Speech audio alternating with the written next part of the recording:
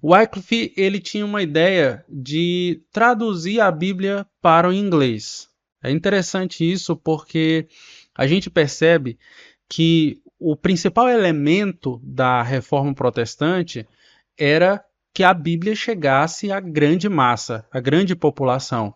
E era exatamente isso que não ocorria naquele período. Os detentores ali da palavra de Deus, eles não deixavam que isso acontecesse, e os reformadores, o primeiro passo para que a reforma acontecesse era que a palavra de Deus ela chegasse até a grande população. A segunda coisa que ele fez foi denunciar a corrupção da igreja. Então, primeiro, ele queria traduzir para que a Bíblia se tornasse popular, e depois ele denuncia ali a corrupção da igreja, já que ele havia percebido ali algumas discrepâncias com relação à palavra de Deus. Ele acreditava ali que a verdadeira autoridade vinha da palavra de Deus, né? Um conceito de sola escritura que surgiria ali futuramente com Martinho Lutero. Então, essa semente já estava sendo plantada ali. John Wycliffe ele morre posteriormente, em 1384,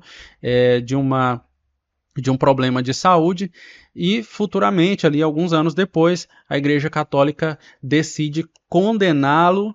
Então, seus ossos são retirados da sua sepultura e são queimados, né, por causa da sua condenação.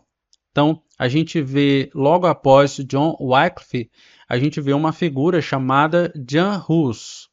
Outro nome muito importante, tem um vídeo dele aqui no canal Teologia, você pode assistir, e ele nasceu em 1369.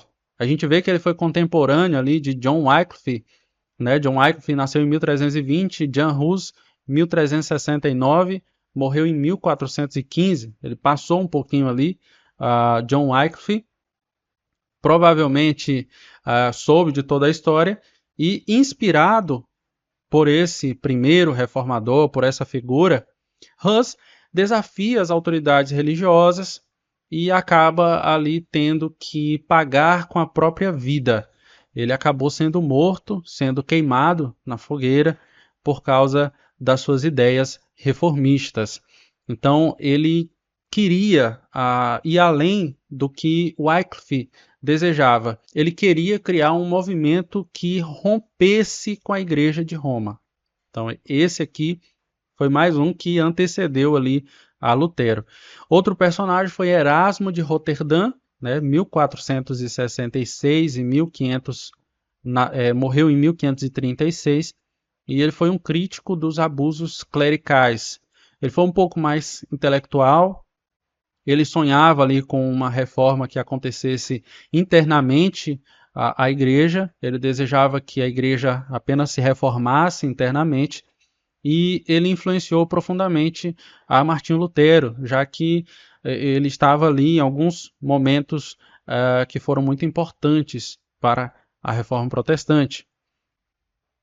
Agora, por que Lutero ele é o tema central, né, da Reforma? Por que quando se fala em Reforma Protestante a gente lembra logo de Lutero?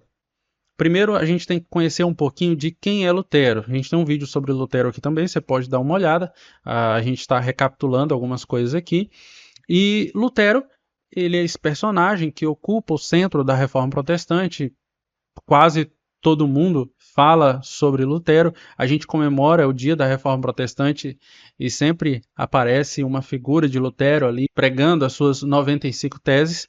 E contextualizando a história de Lutero, Lutero foi esse monge, né? Ele atendeu a uma promessa que ele mesmo havia feito para livrar a sua vida, né? Para ganhar a sua vida, e ele julgou ter tido essa promessa atendida, e ele se torna um monge, dedicando-se ali à religiosidade.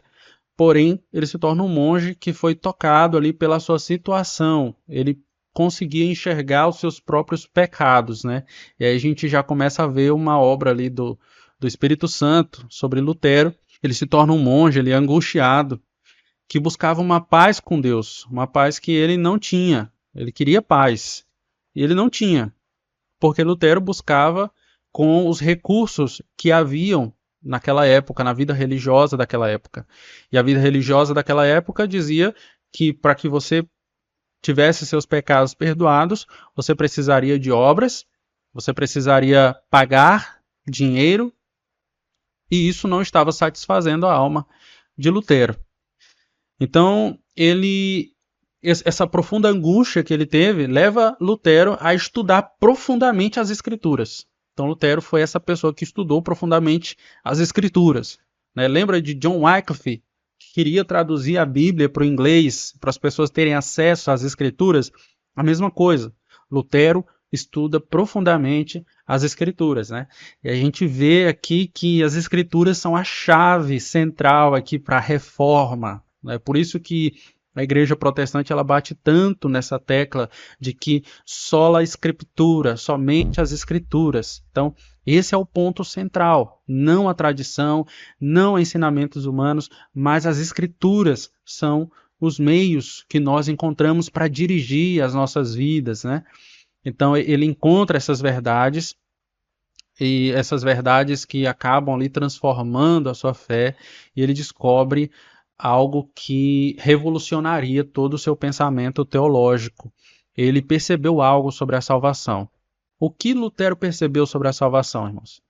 Percebeu que a salvação era pela graça, era mediante a fé e não por obras ou indulgências.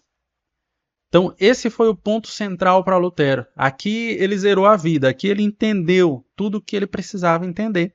A salvação não é por obras, é pela graça. É mediante a fé em Cristo. Eu não posso fazer nada para ser salvo. Nada pode trazer a paz ao meu coração, a não ser que eu encontre que eu encontre a graça. E as obras ou indulgências não podem me salvar. Não importa o quanto de dinheiro que eu gaste, não importa qual obra que eu faça. Então imagina só, ao receber essa notícia, que é a boa notícia do Evangelho, Lutero fica abismado. É algo maravilhoso. E ele precisava contar isso às pessoas. E daí Lutero começa a escrever, editar suas ideias e começa a divulgar. Um dos pontos centrais para que Lutero começasse a fazer tudo isso, irmãos, é que Lutero ele tinha algo a seu favor, que era a sua habilidade em usar uma linguagem simples.